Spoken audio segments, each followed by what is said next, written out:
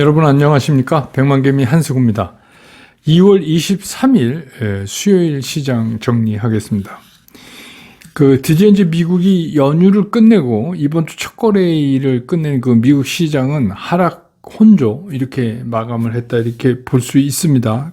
러시아 우크라이나 사태로 미국 시장이 초반에 좀 하락을 하다가 정작 발표된 바이든 대통령의 제재 내용이 이게 좀 우리 흔한 말로 솜방망이다 이런 인식이 이제 시장에 빠르게 확산되면서 회복을 좀 보였습니다. 그러다가 오후 늦게 장 끝날 무렵에 우크라이나 지역에 미군이 추가적으로 항공기 등 이런 거를 이제 파병한다 이런 얘기 때문에 이게 전운이 감돈다 이래가지고 다시 또 좀 주저앉는 그러면서 끝나는 그런 모습을 보여줬습니다. 나스닥은 장중에 플러스까지 살짝 났던 그랬었습니다. 그러다가 이제 마지막에 그런 이유로 밀렸고 전체적으로는 미국 시장도 러시아 우크라이나 사태를 아주 심각한 아주 굉장히 충격적인 시장에 충격을 줄 수 있는 그런 재료라고 보고 있지는 않다 이렇게 보여집니다. 어제 미국 시장의 움직임을 봐서는요. 우리나라 이제 코스피 시장 같은 경우는 오히려 아침에 0.76%나 상승하면서 2727포인트로 오늘 종가보다도 높게 그렇게 상승 출발을 했어요. 그런데 이 상승은 누가 만들었냐 하면 이제 개인하고 기관에서 특히 이제 연기금 하고 금융 투자가 주로 이제 이거를 만들어냈고 외국인들은 계속해서 종일 매도로 일관을 했습니다. 근데 이제 지수가 중간에 상승하니까 개인들은 바로 또 이익 실현 물량을 내놓으면서 매도 우위로 전환이 됐었어요. 그때 이제 시장이 다시 약보권으로 이렇게 조금 주저앉는 그런 모습을 살짝 보이다가 이제 개인들이 다시 순매수 쪽으로 빠르게 이제 방향을 바꾸면서 지수도 다시 쫓아 올라오는 그런 모습을 보였습니다. 장중에 잠깐 코스피가 조금 주저앉았을 때는 보합권까지 약보합권까지 갔었는데 그때는 이제 아침에 다시 보도된 또 미국이 외무장관 러시아랑 회담 취소한다 이런 얘기까지 이제 겹쳐지면서 근데 이제 오후 들면서 다시 플러스권을 회복을 하면서 끝냈습니다.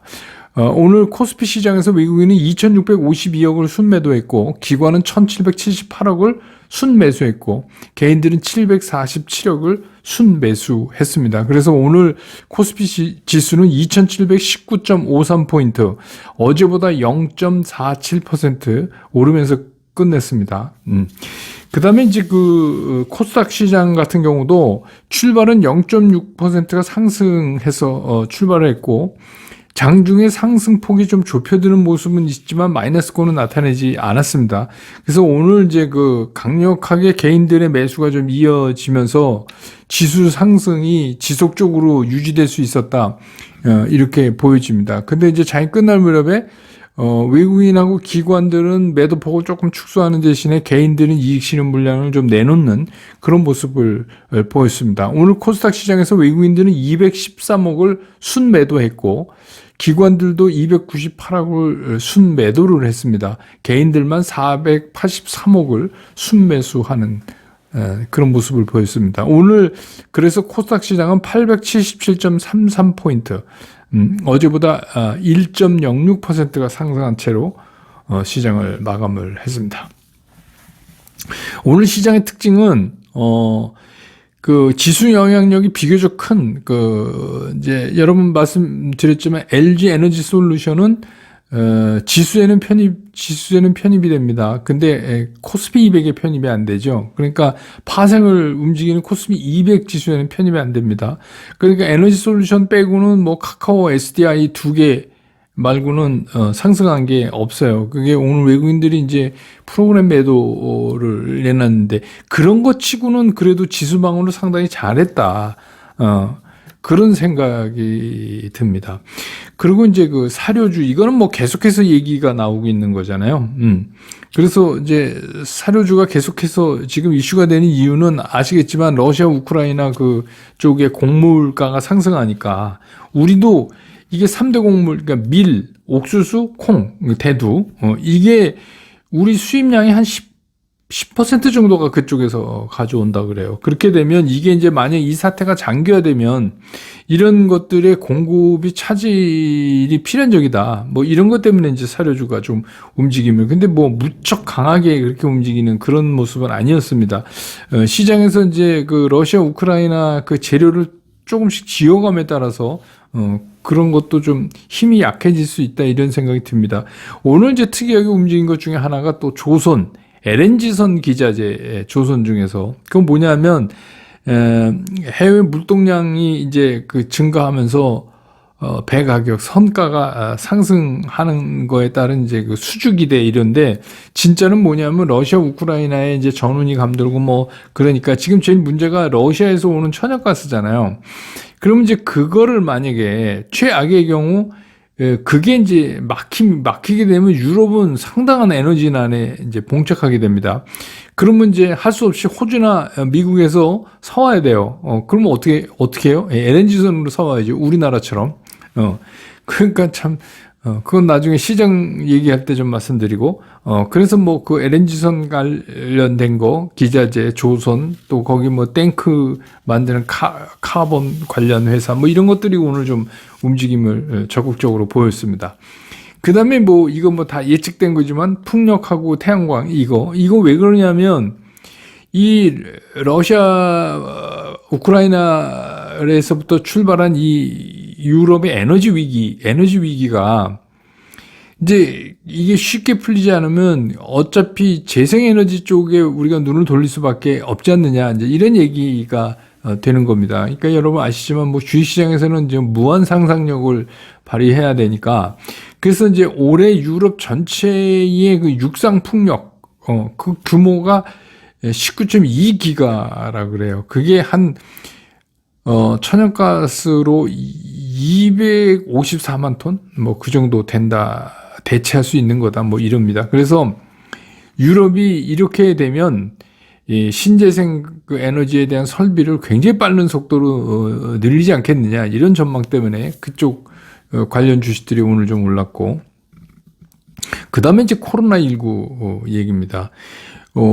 확진자가 17만 명이 넘어갔어요. 그러니까 하루 새에 7만 명이 늘어난 겁니다. 엄청나게 빠르잖아요. 우리가 뭐 예측은 했겠지만 진짜 이 속도에 놀라고 있습니다. 그래서 이제는 뭐 그냥 누가 걸렸다는 것도 하나도 안 이상할 정도가 돼버렸어요. 17만 명이 하루에 늘어나니까. 그 뭐 이제 그러다 보니까 재택 치료하는 사람도 50만 명이 넘어서 일주일 사이에 2배로 늘어났습니다.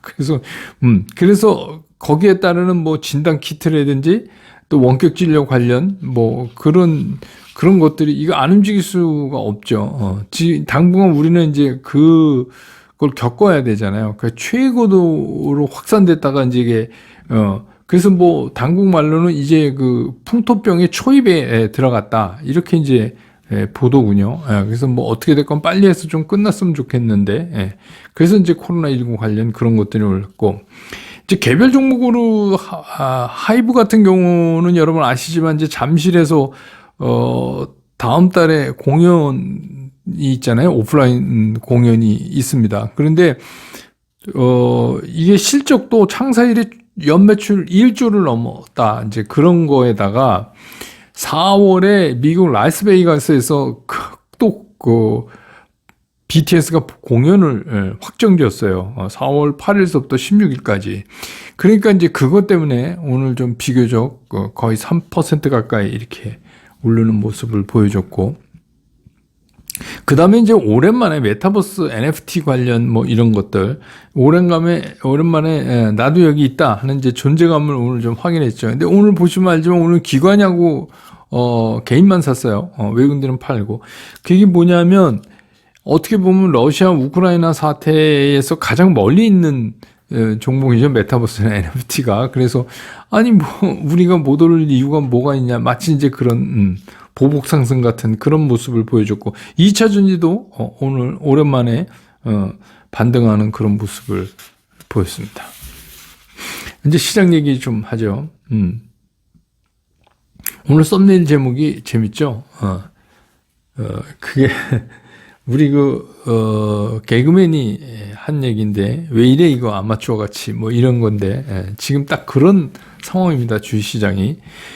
이제 주식시장이 러시아, 우크라이나 이 사태에서 점차적으로 멀어지고 있다 하는 생각이 오늘 드는 거예요. 오늘부터.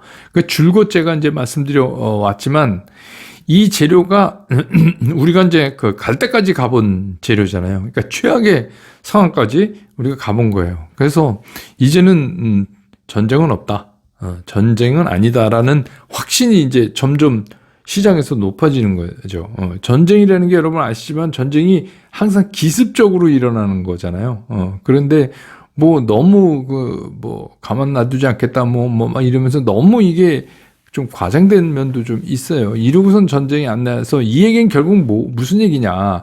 이렇게 엄포 막 놓고 막 하는 거는 뭐냐면 이제 적당한 선에서 이제 외교적으로 해결을 하기 위해서는 그 분위기를 자기 쪽으로 끌고 와야 되기 때문에 뭐 이런 거죠. 그래서 외무부 장관 회담도 안 하겠다 이런 건데 외무부 장관 회담을 해봤자 결론이 나지 않을 거 뻔히 알거든요. 오히려 잘못 외무부 장관 회담을 하면 러시아 측이 주장하는 바가 많이 알려질 가능성도 있어요. 그러니까 일단은 피한 거 같습니다.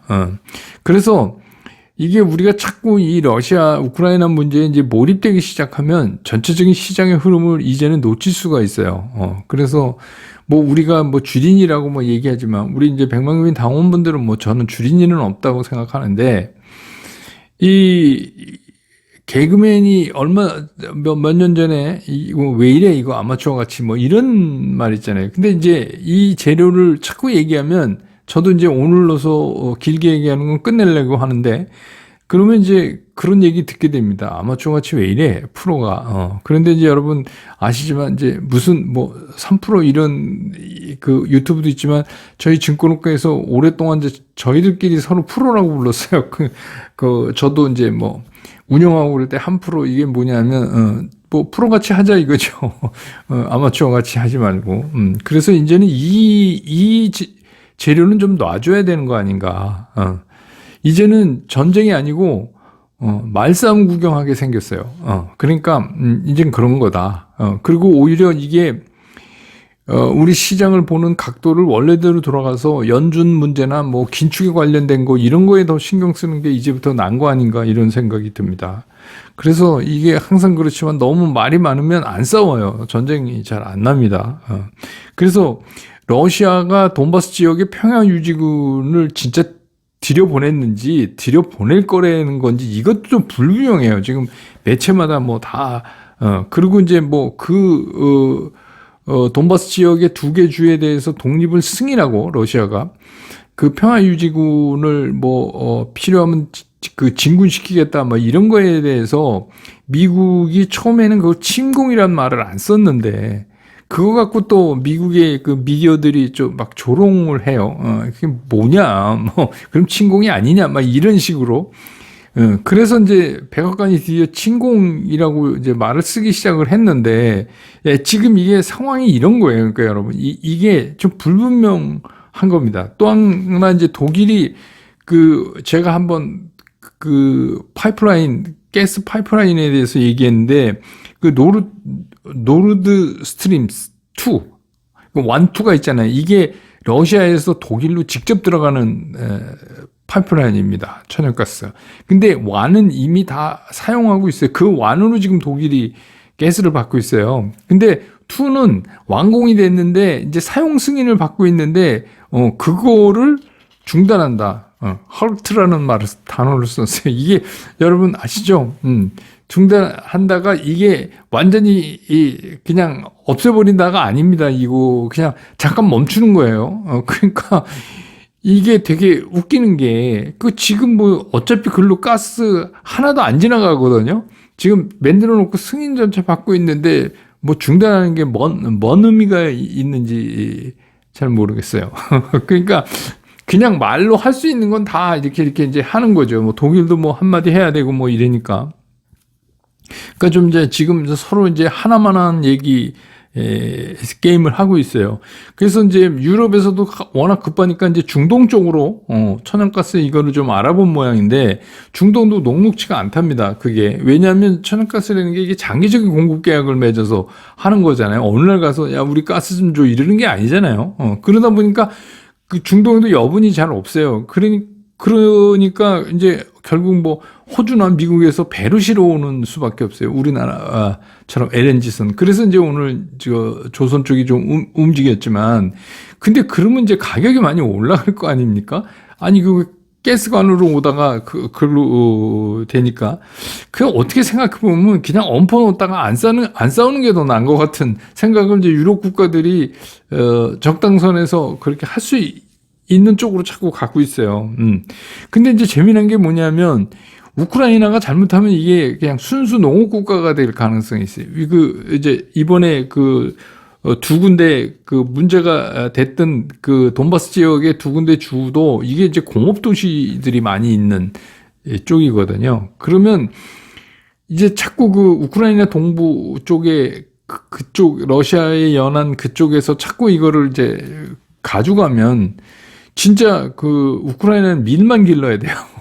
농사만 져야 돼요. 근데 그렇지 않아도 우크라이나가 독립한 이후에 핵무기 다 없애고 뭐 이렇게 하고 군사력을 제대로 이렇게 컨트롤 못하고 이제 돈도 없고 그래서 금융위기 때 이래가지고 크림반도 사태 때 그때 때도 뭐 힘 한 번 못 써보고 그런 거 아닙니까? 원래 군대가 센 나라였는데 어차피 독립하고서 이제 신경 안 쓰니까 그리고 뭐 무기도 뭐 이게 뭐 잉여물자라고 그래서 다 팔아먹고 그랬잖아요. 그러니까 이제 이런 거 우리가 좀 많이 생각해 봐야 돼요. 그래서 지금 돈바스 지역에 있는 반군들이랑 전투에서도 우크라이나가 그냥 잘 이기지 못해요. 맨날 좀 깨지는 쪽에 있단 말이에요. 그러니까 이제 이렇게 되면 이 순수 농업 국가가 되는데 요새 뭐 농업해서 돈을 벌겠습니까? 국부가 획득돼야 되는데. 그러니까 우리는 이게 반도체도 있고 뭐 많잖아요. 그러니까 이제 그런 거죠. 그러다 보면 누가 이런 농업 국가를 EU에다 넣어주고 나토에다 넣어주겠어요? 이게 새로 들어온 사람이 돈도 많이 내고 뭔가 뭐 있어야 되는데 이게 짐덩어리 누가 앉으려고 그러겠어요? 이게 이제 유럽 국가들의 사실 솔직한 고민이죠. 그래서 뭐 트럼프 전 대통령이 어떤 방송에서 그랬다고 외신에 들어왔던데, 푸틴이 천재라고요. 예. 그래서 지금은 이제 어쨌든 간 푸틴의 얘기는 이런 겁니다. 그러니까 소비에트 연방이 없어지고 나서 냉전 시대가 종료된 후로 한 30 몇 년 동안 니네가 나토가 동방 정책을 쓰면서 계속 우리 쪽으로 밀고 들어오지 않았느냐. 근데 이건 사실이에요. 그러니까 이거에 대해서는 얘기할 수가 없는 거예요. 그러니까 푸틴은 이제 그런 거를 앞에 명분으로 내세워갖고 지금 이 얘기를 하고, 근데 쟤네들이 독립한대잖아, 지네들이. 그럼 독립하게 해줘야지. 그럼 내가 승인했는데 뭐가 잘못된 건데, 그리고 거기서 뭐 인명이 막, 사람이 죽고 소요가 나고 그러면 우리가 평화유지군으로 가서 정리해야지. 이거 쉽게 얘기하면 미국 니네는 안 그래? 이런 거나 똑같은 거잖아요. 그러니까 되게 미국이 좀 그래요. 그리고 뭐 엄밀히 따지면 몇백 년 전에 미국도 영국으로부터 독립한 나라잖아요. 그러니까 되게 이상하게 돼버렸어요. 이거 명분. 그러니까 외무장관 회담이나 이런 거 계속 하면 할수록 어떻게 보면 러시아가 홍보되는 것 같은 효과가 있을 수 있죠. 근데 이제 우리가 이거를 심플하게 한번 이제 오늘 러시아, 우크라이나를 좀 길게 얘기하는 마지막 날로서 한번 정리를 해보자고요. 그럼 이게 뭔가? 첫째는 뭐냐면, 침공이 이제 되고 여기가 막 불안스러우니까 경제활동이 중단이 돼요. 그러니까 이제 뭐 가스값, 원유값 이런 게 이제 오르고 이러는 거 아니겠어요? 근데 이거는 이제 그러면서 기초소재 값도 오르고, 근데 이거는 이미 시장에 다 반영됐어요. 그러니까 시장이 보시면 알지만 그렇게 강력하게 이런 것들이 올라가지는 못해요. 그래서 그 사이에 러시아 우크라이나 사태 나고 오히려 기대했던 것보다 다르게 달러가 약간 강세로 갈 줄 알았는데 약세 쪽으로 가는데도 이게 그렇게 세게 못 오른다는 거죠. 그 얘기는 뭐냐면 시장에서 한번 다 바닥까지 갔다 왔다. 최악의 상황을. 두 번째는 제재예요. 근데 이번에 딱 보니까 제재가 생각보다 약해요.